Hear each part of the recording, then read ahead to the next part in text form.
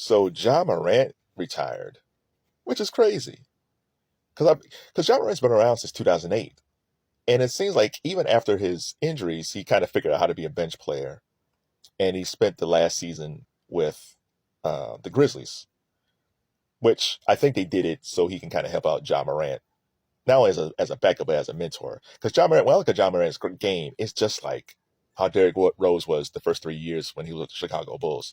Ja Morant is nothing but speed and power, probably even a little bit more power than Derrick. A little bit, not by much. But I worry the way Ja plays that he's going to jump up one day and crash down and he's going to mess up his knee like how Derrick Rose did. So I hope I hope Derrick rubbed off on Ja in some way when he was down there with the Grizzlies last season. But if we go back, if you've never seen Derrick Rose play between 2008 and 2011 with the Bulls, go on YouTube, go on TikTok, go find that footage because he was a monster. He was so fast. Like he was like Allen Iverson. It was almost like he was Allen Iverson fast, but with Russell Westbrook's power. Like he was just unstoppable as a player.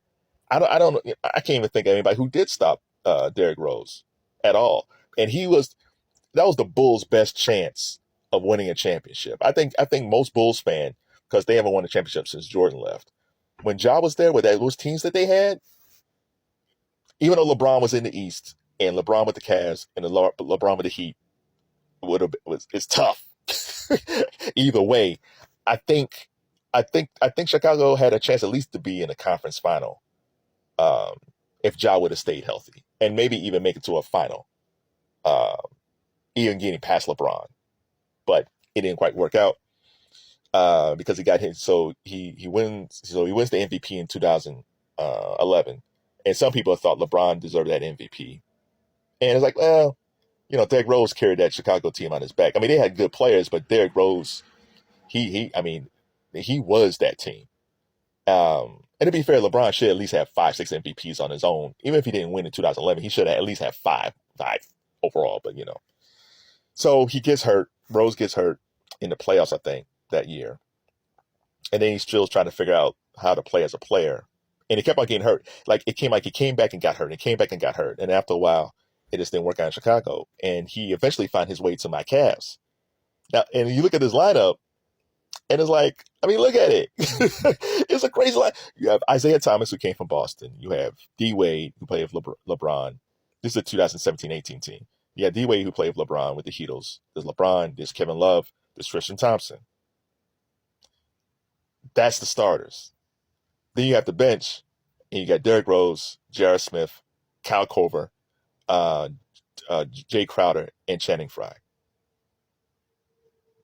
I think Shump was still there too. You look at this team, it's like, oh, well, they had clearly at least should be headed to the finals with these guys. But it's the LeBron system. If this was maybe the Golden State system, they might have had a shot. If this was any other system, if this is the triangle, you might have had a shot. But the only one problem with LeBron is that he never played in the system. Like Paul Silas, when LeBron first came into the league, he tried to put LeBron in the system. And then Dan Gilbert fired Paul Silas and then gave the keys to Mike Brown. And when he gave the keys to Mike Brown didn't have a system at that time. He came from San Antonio. He just gave the ball to LeBron and said, you run everything. And the LeBron system was born. Now, you can't fault the LeBron system because he's gone to a ton of finals. So it's a good system. The problem is not everybody fits that system. If you're a spot-up shooter like J.R. Smith and Kyle Korver, system's great. If you're a rebounder like Tristan Thompson, where you just, there's no plays run for you, it's great. But if you're a guy who needs the ball in his hands, it's hard. Oh yeah, and the team was coached by Ty Lue. This was like 2K on steroids. So yeah, Ty Lue was the coach. So here's the problem. The problem was Isaiah Thomas was coming off of Boston, where he had the ball in his hands. D. Wade came from Miami, and he played with LeBron and won a couple of championships with the Heat. He still kind of needed the ball in his hands. You had Derrick Rose, who was still trying to deal with his injury. At that point, he didn't embrace the idea of coming off the bench yet, so he still had that starter's mentality. So now you have LeBron. So you have 4 guys who need the ball in his hands, but LeBron, especially at that point, he needed the ball at least 75% of the time, 80% of the time. And that's hard. So if you're that guy, so if you're Isaiah, D Wade, and Derrick, and you need the ball in your hands, but you need to get that rhythm going, there's no way you can get that rhythm going. And again, I blame Mike Brown for all this stuff because I think if Mike Brown at least brought in the Spurs system or created something that kind of worked, I really do think like LeBron would have more championships if he played in a system. But I think what happens when he goes to team, they realize, oh, LeBron's never played in a system. This is a system that's always worked for him, so we're going to play off LeBron. And you end up winning a championship, but you don't win as many as you do just because it's hard for guys to fit. Like even with Jay Crowder. Like Jay Crowder, he played in Boston and he came to the Cavs and his game was totally gone, which is crazy because you would think that he'd be like J.R. Smith and Culver. But for some odd reason, Jay Crowder just couldn't fit in with LeBron, which was so odd because he didn't need the ball in his hands. Every team he's been with ever since Cleveland, he's been fine.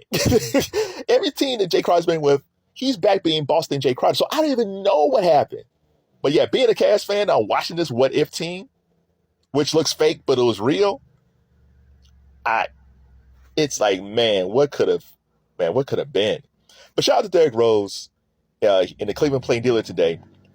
He posted a thank you letter thanking the team and the city and the fans. And I guess he did this for every team that he played in. So I'm sure he did this in Chicago and Memphis and New York. Like, shout out to Derrick Rose, man. Like he's a very soft-spoken dude.